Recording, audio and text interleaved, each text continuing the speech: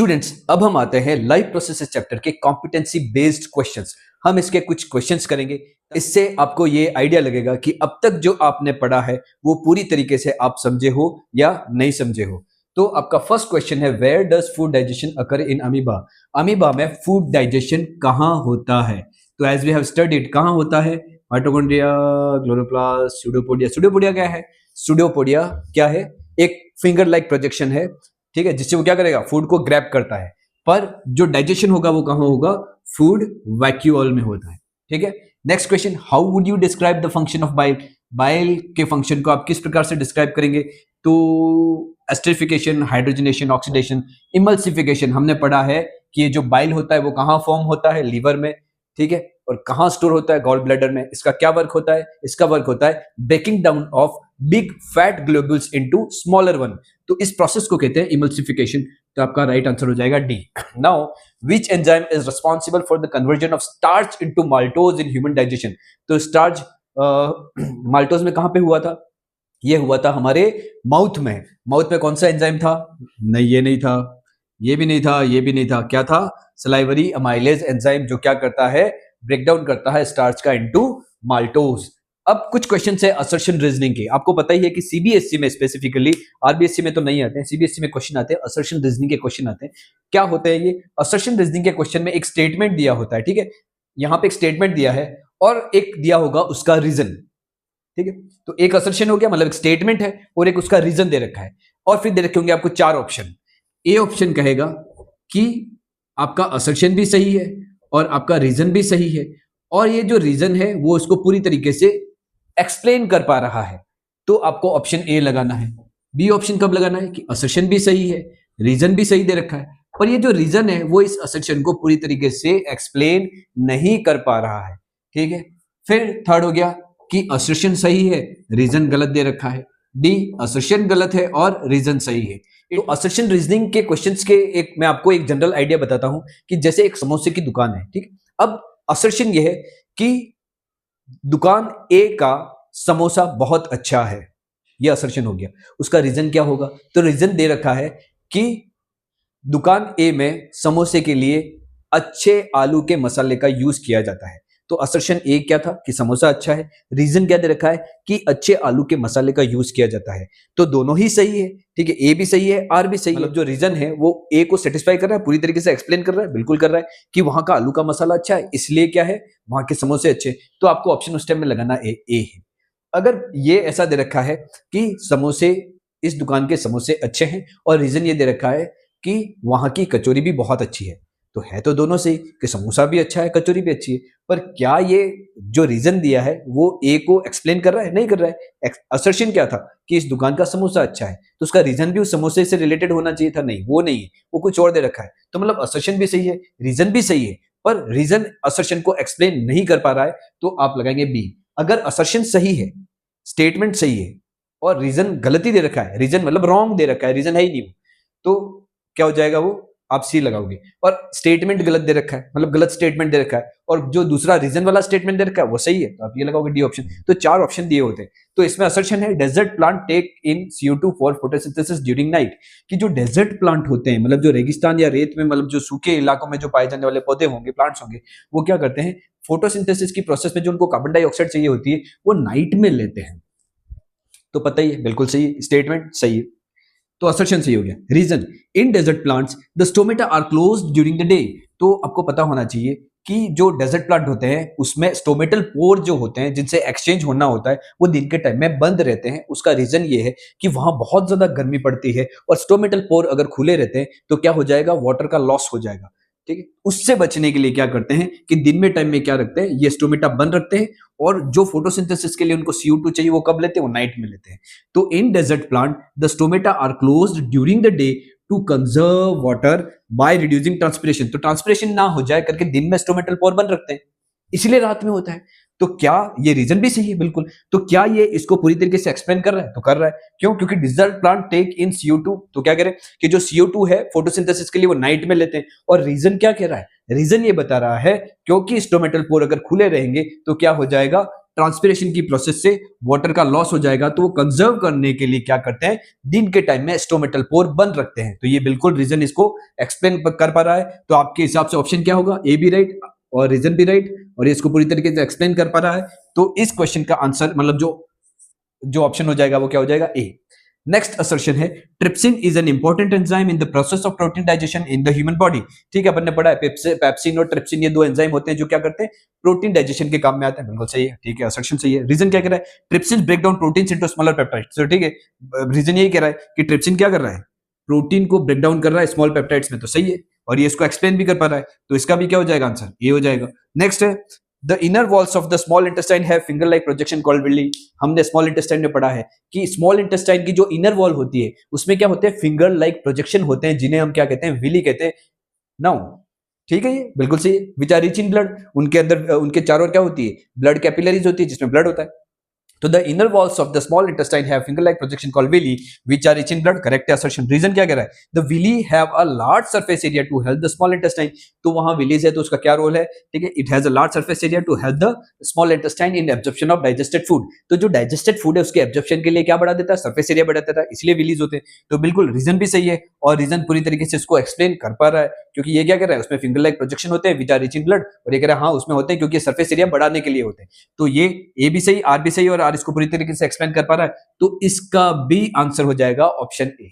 Next question is respiration is a process in which oxygen is not consumed by cells, CO2 is produced as a waste product, energy is released from organic molecules and ADP is generated through cellular metabolism। ये question है, ठीक है। इस question के लिए correct कौन कौन से डिस्क्रिप्शन है, इसके आंसर दे रखे हैं, only first, second and fourth, first and third and second and third. Now देखिए इसमें से सही कौन कौन से है, यही अपन को सिलेक्ट करने। फर्स्ट है oxygen is not consumed by cells. तो रेस्पिरेशन में ऑक्सीजन कंज्यूम होती है कि नहीं होती, ऑक्सीजन कंज्यूम होती है, ये ऑप्शन आपके गलत है। तो oxygen is consumed during respiration by the cells, पर यहां पर दे रखा oxygen is not consumed. Second option है CO2 is produced as a waste product, बिल्कुल सही बात है, CO2 as a waste product इसमें प्रोड्यूस होता है रेस्पिरेशन की प्रोसेस में। Third, energy is released from organic molecules. तो एनर्जी क्या होती है, रिलीज होती है, रेस्पिरेशन में एनर्जी क्या हो रही है, रिलीज हो रही है, बिल्कुल ये ऑप्शन भी सही है। फोर्थ ऑप्शन कह रहा है ADP is generated through cellular metabolism. तो एडीपी इज जनरेटेड कह रहा है, रेस्पिरेशन के प्रोसेस के दौरान एडीपी जनरेट नहीं होता, एडीपी यूज होता है एटीपी बनाने के लिए। एडीपी जनरेट तब होगा जब हमें एनर्जी का यूज करना है, तो जो एटीपी है वो टूट के बनाएगा एडीपी। पर यहां पे क्या है लिख रखा है, एडीपी इज जनरेटेड, तो एडीपी जनरेट नहीं होती है, एडीपी यूज होती है। तो ये आंसर आपके ये रॉन्ग है। अब कह रहा है इसमें से सही कौन कौन सा देखा अपन ने, सेकंड एंड थर्ड, तो आंसर होगा आपका डी, सेकंड एंड थर्ड।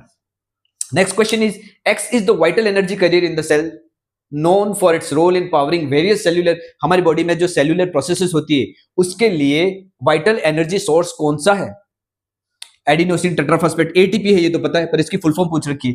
तो adenosine tetraphosphate, adenine triphosphate, adenosine triphosphate और एडिनोसिन ट्राइपॉलीमर, सबको पता है adenosine triphosphate. Now among the following which organism is capable of surviving without atmospheric oxygen. इसमें से कौन सा है जो विदाउट एटमॉस्फेरिक ऑक्सीजन के भी क्या कर सकता है, सर्वाइव कर सकता है। तो हमने एरोबिक रेस्पिरेशन और एनएरोबिक रेस्पिरेशन के दौरान पढ़ा था, एनएरोबिक रेस्पिरेशन किसमें हो रहा था, यीस्ट में हो रहा था। इन सबको ऑक्सीजन चाहिए, पर यीस्ट जो है वो एनारोबिक रेस्पिरेशन कर सकता है, मतलब ऑक्सीजन की एब्सेंस में भी क्या करेगा, ये शुगर को ब्रेक डाउन कर देगा। तो yeast is the right answer.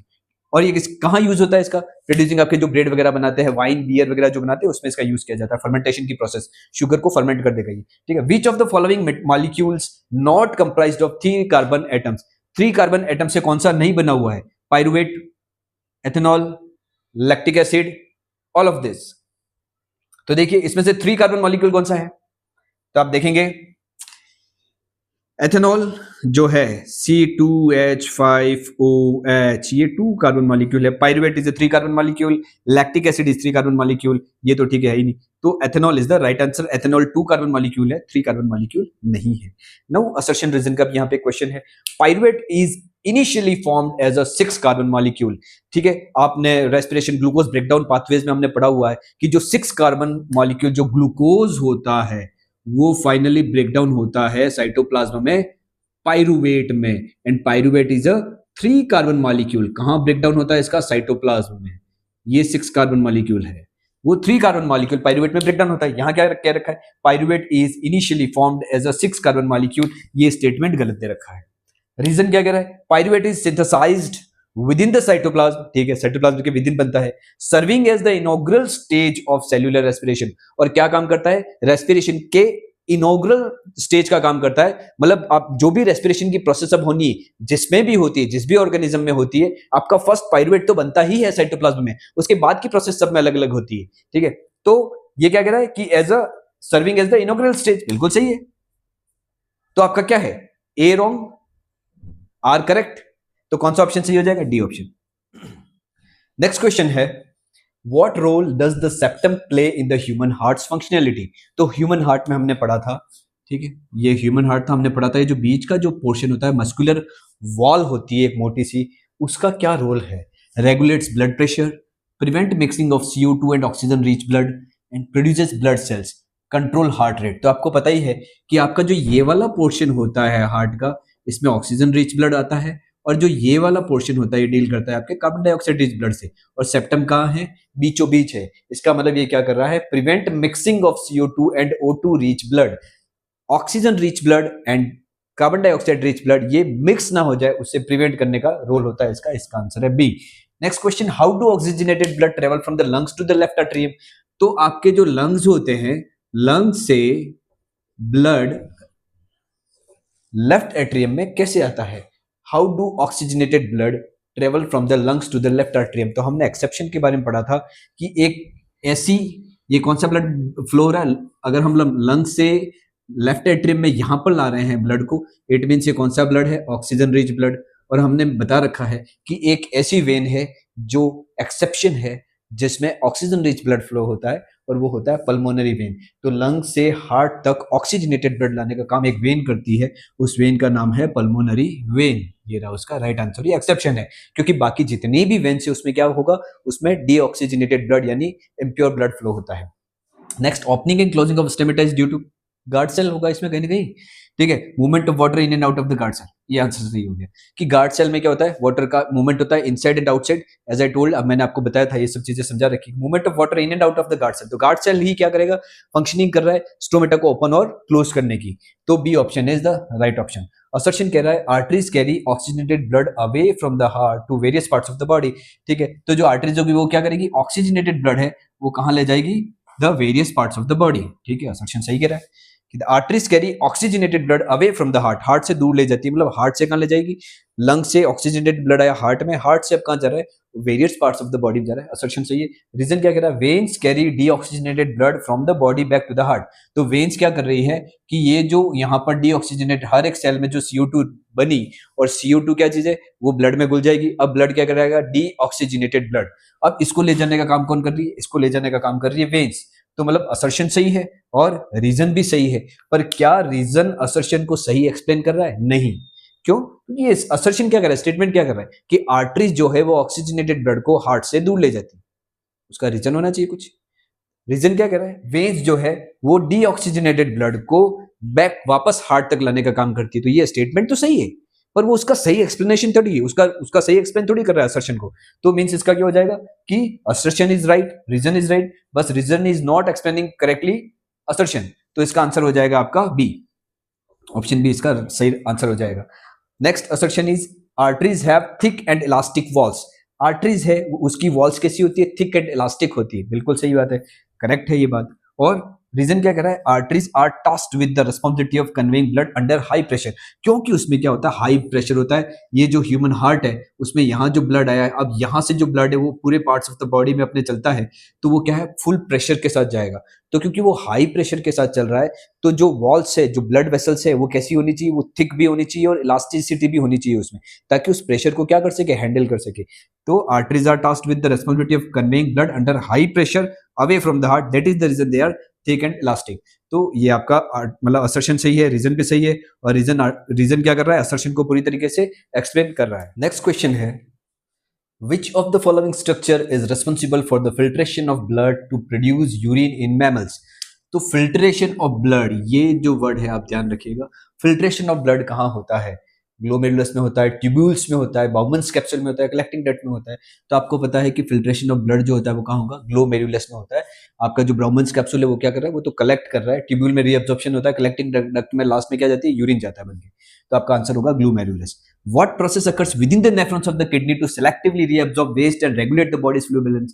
तो नेफ्रॉन में सेलेक्टिवली रीअब्जॉर्प्शन की प्रोसेस जो होती है वेस्ट, वो कहाँ होती है, क्या होती है?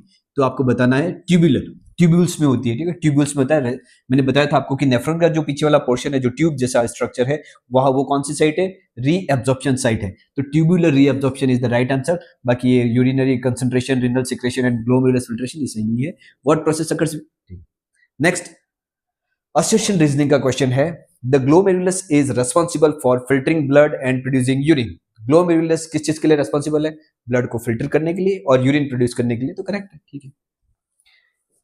Glomerular filtration occurs due to the pressure between the glomerular capillaries and Bowman's capsule. तो आपको पता है कि जो बाउमन्स कैप्सूल होता है उसमें क्या होती है, टफ्ट ऑफ कैपिलरीज।